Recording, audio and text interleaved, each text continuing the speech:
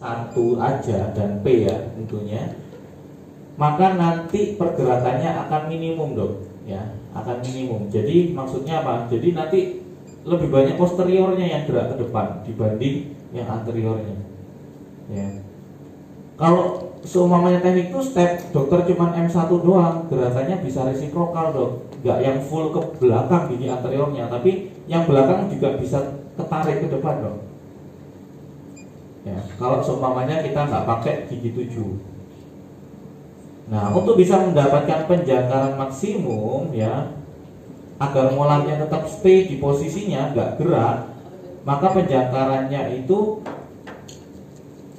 gigi 7 harus diikutkan ya, menggunakan stopper di mesial molar untuk ketika kita teknik two step yang narik C. Jadi narik C itu kan disarankan pakai stopper dok ya. Ketika narik C doang itu pakai stopper di mesial molar. Kemarin kan sudah kita bahas tuh ya.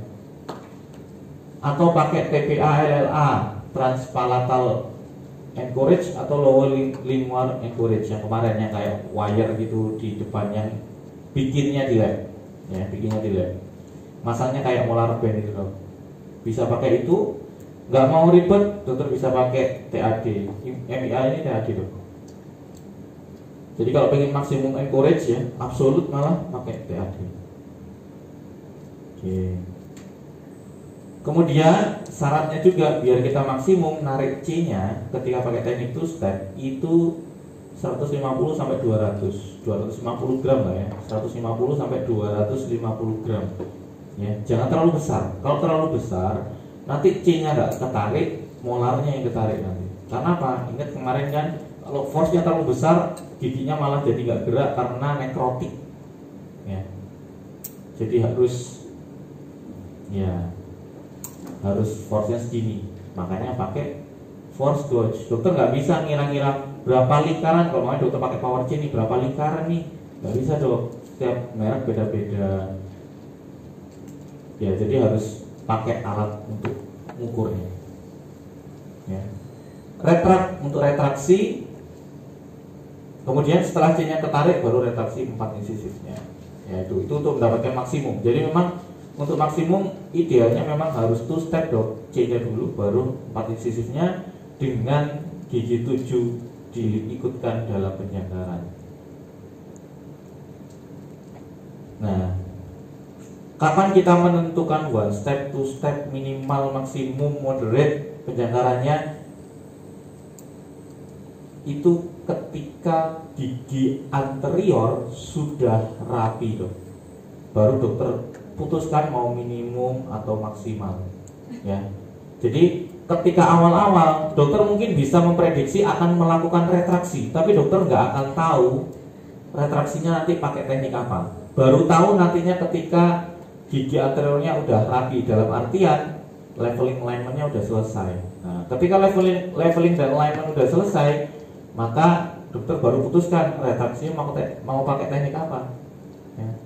Saya sekalian setelah leveling alignment baru saya cabut. Ya. Jadi memutuskan sesuatu itu lebih ideal kalau seumpamanya setelah giginya udah rapi. Kalau giginya masih berdesakan itu dokter akan kebingungan. Ini gimana gitu. Rapiin dulu aja dok. Jadi kalau suatu saat dokter nemu kasus bingung, rapiin dulu aja. Apapun yang terjadi, entah giginya nanti akan flaring atau apa, nggak apa-apa. Bilang ke pasien itu hal yang wajar. Nanti kita akan mundurin segala macamnya. Jadi kalau dokter bingung gitu ya, rapiin dulu aja. Leveling alignment dulu sampai selesai, baru nanti dokter putuskan mau cabut atau enggak, pakai teknik retraksinya mau yang mana. Ya. Jadi kadang saya selalu bilang ke pasien, ini kasusnya, apalagi kasus-kasus profil cembung gitu ya, ada kemungkinan cabut ya, tapi belum tentu. Nanti di tengah perawatan baru nanti kita evaluasi ulang. Kalau memang perlu cabut, kita sarankan cabut seperti itu. Jadi cabutnya di tengah. Apa keuntungannya cabut di tengah perawatan? Yang pertama, cabutnya lebih gampang dok, karena giginya udah gerak, dipasang bracket kan, nanti giginya kan ketarik segala macamnya, periodontalnya kan longgar tuh, bukan longgar ya istilahnya. Wah, dia periodontalnya jadi nggak sekokoh gigi yang seger. Dokter pernah cabut premolar yang masih sehat, susah kan? Ya, susah. Tapi kalau dokter cabutnya di tengah perawatan orto itu cabutnya lebih gampang, tinggal goyang-goyang tarik keluar. kayak gitu. Yang kedua, kelebihannya apa? Setelah kita cabut, itu kan nanti kita retraksi. Nah, ketika kita retraksi, tulangnya itu kan masih kosong ya, maksudnya masih proses untuk jadi tulang yang utuh. Nah, itu kan tulangnya jadi apa ya? Istilahnya jadi lunak. Jadi gigi diretraksi itu jadi lebih cepat dong. Retraksinya malah jauh lebih cepat dibanding cabut di awal, terus nanti ditunggu baru diretraksi, tulangnya udah keburu keras lagi. Kayak gitu. Sama yang ketiga, meminimalisir kesalahan kita, human error. Ya kita nggak tahu ya, kadang kita miss penilaian kita salah. Kalau kita terburu-buru cabut, ternyata ketika selesai dirapikan, loh kok space-nya muncul banyak, padahal saya butuhnya cuma sedikit segala macamnya. Ya itu, ya makanya penting. Saya sarankan kalau cabut nanti aja deh, setelah leveling alignment udah selesai. Kalau minimal ya itu, kalau minimal nggak pakai gigi 7 ya, kalau maksimum gigi 6 dan 7 jadiin satu penjangkaran, diligasi kayak kemarin ya. Kemarin udah belajar ligatur multiple ya.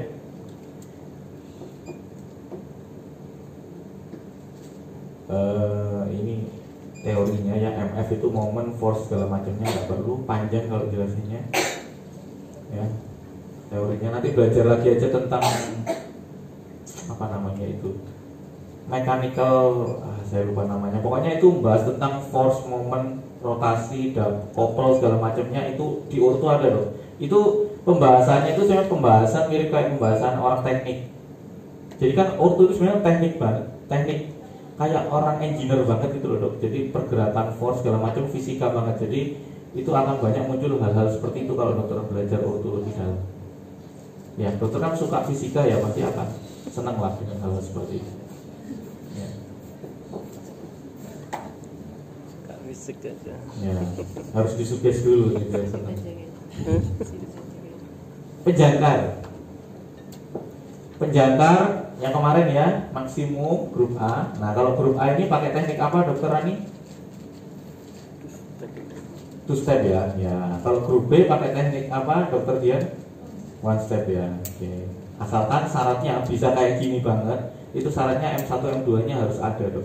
Penjangkar harus jadi penjangkar. Bukan cuma ada tapi dijadikan penjangkaran juga. Kalau pengen ini two step, ini one step.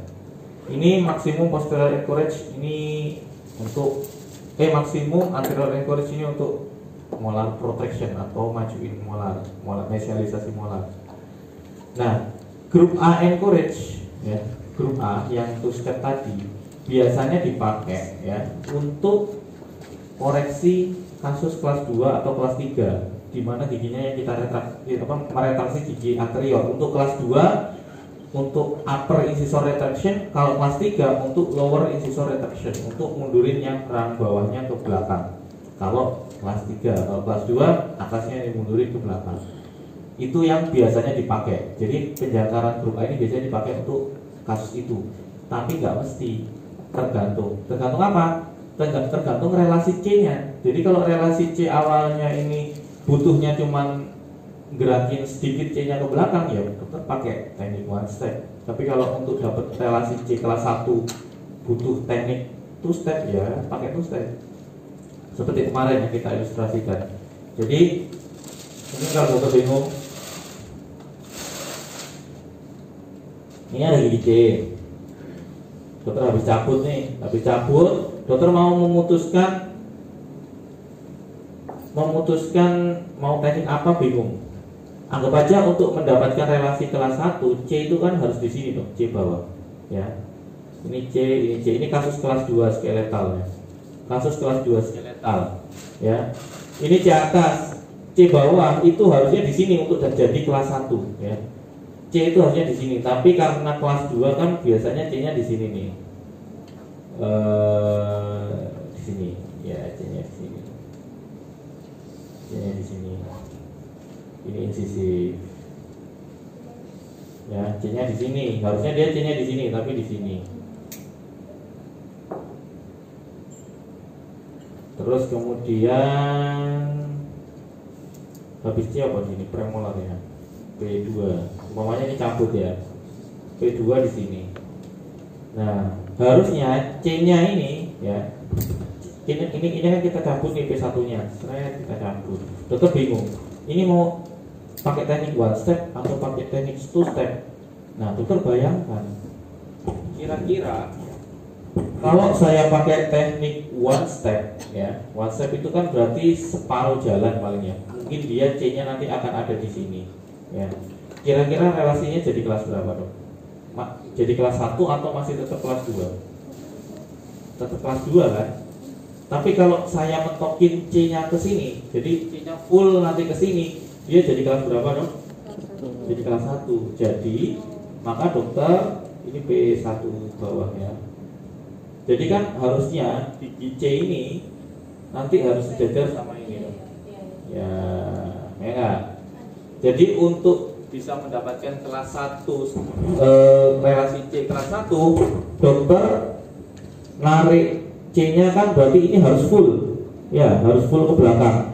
Maka dokter pakai tekniknya itu.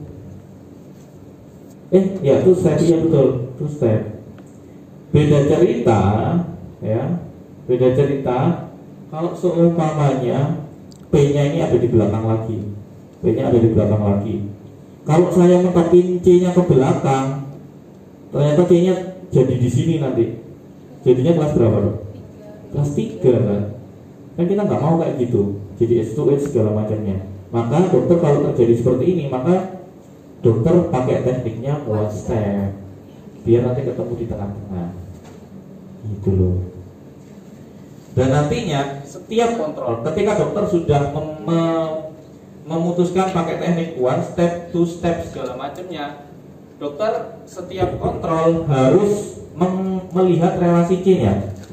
Kadang-kadang gini dok, dokter pakai teknik two step, ternyata di tengah jalan dok, di tengah jalan belum sampai mentok ke P, C-nya udah kelas 1. Teknik two step nih, kita kan narik C dulu nih, di tengah jalan, loh kok C-nya udah kelas 1. Yang harus dokter lakukan adalah apa dok? Jangan dilanjutkan, kita tarik anteriornya. C-nya C-nya udah kelas 1, ya udah biarin C-nya di situ kelas 1, kita tarik anteriornya ke belakang. Nanti kalau udah anteriornya udah mundur nempel sama C-nya, ya, anterior itu maksudnya insisifnya ya. Insisifnya kita tarik ke belakang sampai ketemu C, ya. Sisa space-nya ini dokter mesialisasi molar. Mesialisasi P-nya dulu, habis itu baru molar, ya. Jadi nanti kalau seumpamanya ini kita gambar lagi. Kalau seumpamanya dokter sudah selesai retraksi, ya, C, ternyata P di sini, ya, P2-nya di sini, ini dia udah kelas 1 di sini. Ini C, ini P, ya, ini P1, ya, dia udah kelas 1 kan, tapi insisifnya di sini, ya. Jadi ini dokter pakai teknik two step, dokter tarik, loh di tengah jalan, dia udah kelas 1, ya jangan ditarik lagi dok, ya udah ini cuekin, lanjut dokter tarik si 4 insisifnya ini, ya, insisif 1, I2, I1, seterusnya semua tarik ke belakang sampai mentok ke sini.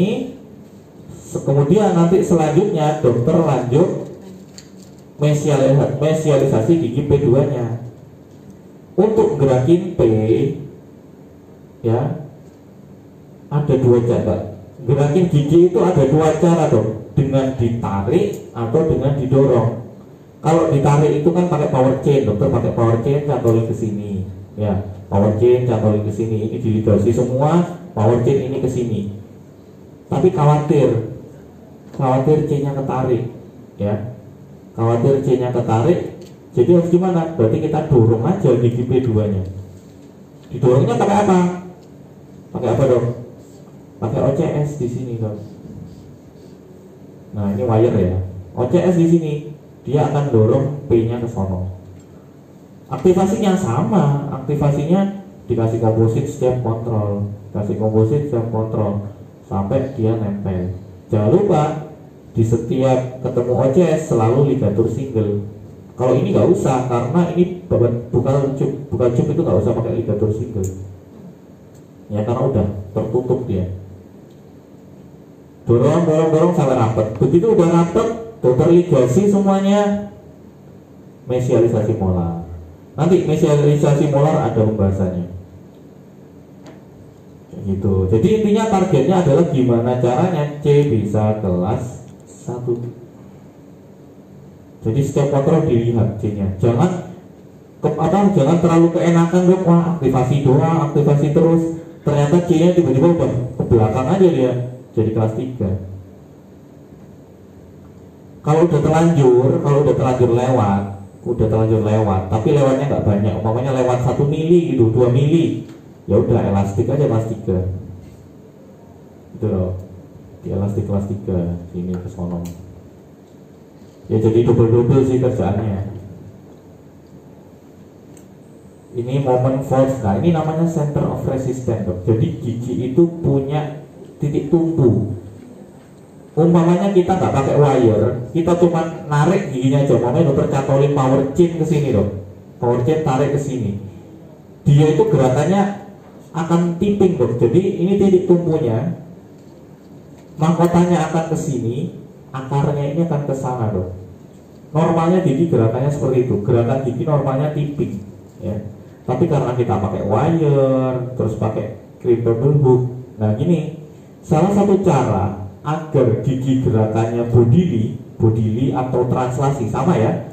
Bodily sama translasi itu sama. Jadi agar gerakan gigi itu translasi ya, mahkota dan akar mundur bersamaan, dokter harus membuat force-nya itu sedekat mungkin dengan center of resistance. Kalau ada teknik yang membuat dia bisa di sini, dok, tanpa wire pun dia akan geraknya bodily, dok. Umpamanya ada force yang bisa didapetin sampai sini, dia gerakannya pasti bodily, nggak usah dikasih wire. Gunanya wire untuk apa? Apalagi wire rigid, untuk menahan gaya ininya. Kan kita nggak mungkin, nggak bisa dong kita ngasih force di sini. Mentok-mentok apa? Pakai crimpable hook yang paling panjang. Makanya kenapa saya sarankan crimpable hook paling panjang. Kenapa? Karena dia untuk semakin mendekati ke center of resistance. Semakin dekat kita ke center of resistance, semakin gerakannya bisa lebih bodily. Makanya saran saya sih crimpable hook beli yang paling panjang. Ya. Dan kenapa juga bracket yang lebih ke gingiva itu menurut saya lebih bagus? Karena apa? Karena dia lebih dekat dengan center of resistance. Dia bisa di sini. Ya memang nggak bisa bracket di sini, nggak bisa ya di sini ya. Itu lebih bagus karena memang pergerakannya lebih mudah untuk lebih translasi. Tapi ya memang ada kekurangannya. Makanya saya nggak yang terlalu pakai bracket di ujung-ujung gusi gitu banget, enggak. Saya pakai SAP itu aja udah lumayan, dok, agak tinggi dia. Jadi pakai SAP itu memang nanti kelihatan bracketnya itu agak naik-naik gitu, dok. Tapi nggak sampai nempel gusi. Soalnya ada juga yang teknik bener-bener dia dekat banget sama gusi.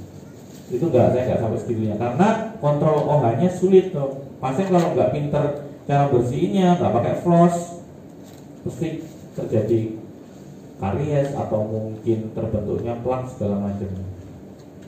Tuh, bingung ya, center of resistance. Ada yang mau ditanyakan? Tanya aja, dok. Dokter Nisa, aman, dok? Ya. Dok. Ya. Misalnya yang kayak pakai two step tadi kan, dok? Ya. Kan anterior dulu digerakin kan, Ya. di diretram. Misalnya kayaknya udah kelas 1, Ya. tapi masih ada. Terus kan kalau misalnya ada space, M-nya di mesialisasi. Ya. Dan misalnya sudah dari awal M-nya udah kelas 1 dan kayaknya sudah kelas 1 tapi masih ada space Di antara anggaplah di antara P sama C, P2 dan C. P2 dan C. C-nya udah kelas 1. Kan Iya. dua step kan C yang diretrakkan, dok, ya supaya C-nya kelas 1. Ya. M-nya belum diretrak, itu kan, dok, berarti belum dibagiin, belum Iya. diserialisasi. Ya. Waktu diretrak yang C-nya itu sudah kelas 1 nih ceritanya. Ya. Tapi M-nya sudah kelas 1 dari awal, kayak misalnya masih ada space itu kayak gimana, dok? Komposit, lebar giginya.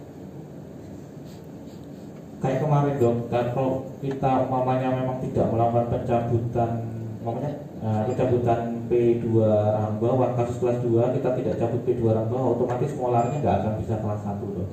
Jadi dokter korbankan tuh M-nya. kayak gitu. Tapi kalau dokter mau komposit, kalau memang dia space-nya nggak terlalu banyak bisa, tapi kok komposit sebenarnya lebar banget nggak bisa, jadi mending ya udah korbankan aja molarnya. Yang penting C-nya tetap kelas 1. Iya. Jadi memang gitu dok. Kalau umpamanya kita kelas 2, koreksi kelas 2 dengan pencabutan, cabutnya cuma P1 aja, pasti molarnya nggak akan bisa kelas 1 kayak gitu. Ya. Masuk dok ya? Sip ya, masuk. Lanjut. Grup B sekarang, teknik one step. Teknik one step biasanya dipakai untuk kasus kelas 1 dengan pencabutan, ya. Kelas 1 dan protrusi bimaksiler dengan pencabutan. Jadi kalau kasus kelas 1 itu pasti cabutnya 4. Ya. Entah, pasti croding biasanya. Croding yang kayak kemarin ya, yang saya bilang croding yang sampai profilnya lurus tapi terjadi croding yang berat ya, severe, yang sampai overlap kemana-mana. Nah, dokter bisa cabut. Nah, kalau kelas 1 cabutnya pasti 4. Begitu juga dengan protrusi bimaksiler. Protrusi bimaksiler itu biasanya ciri gampangnya ya, profilnya cembung, relasi C-nya kelas 1. Itu protrusi bimaksiler. Nah, itu cabutnya juga 4 premolar ya. P1 semuanya yang dicabut. Nah, kita cabut 4 premolar. Untuk tekniknya ketika umpamanya contohnya protrusi bimaksiler. Ya, dokter cabut nih 4 premolarnya, maka dokter retraksinya pakai teknik, saya sarankan pakai teknik one step aja dok, nggak usah pakai teknik two step, terlalu mundur dok giginya. Kenapa? Kalau gigi terlalu dimundurkan ya untuk kasus protrusi bimaksiler, nanti ruangan di lidah itu akan berkurang dok. Lidah itu kan ada ruangannya itu dok, di situ dok. Kalau dimundurin nanti dia lidahnya akan lebih mundur. Kalau pasien ada riwayat apnea, sleep apnea, bisa berbahaya.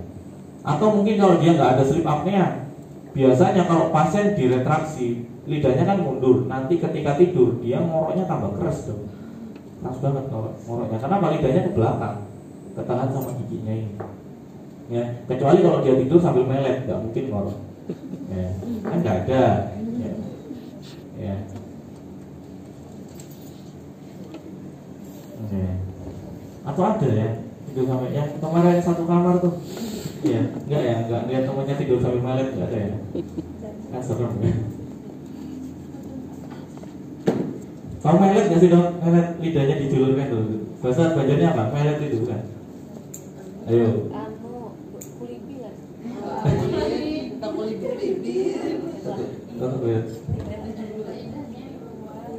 Apa melet? Meletnya melet, iya. Melet tahu tapi kan itu ya. Tahu. Berarti mungkin melet itu. Ya. Grup C sekarang, molar protection. Jadi anteriornya diam, molarnya maju. Itu untuk kasus kita mau molar protection. Nanti ada tekniknya ya. Ya ini yang kemarin dok. Silau. One step, two step tahapan pertama ya. Kuncinya apa? Wire-nya 020 SS ya, pasang.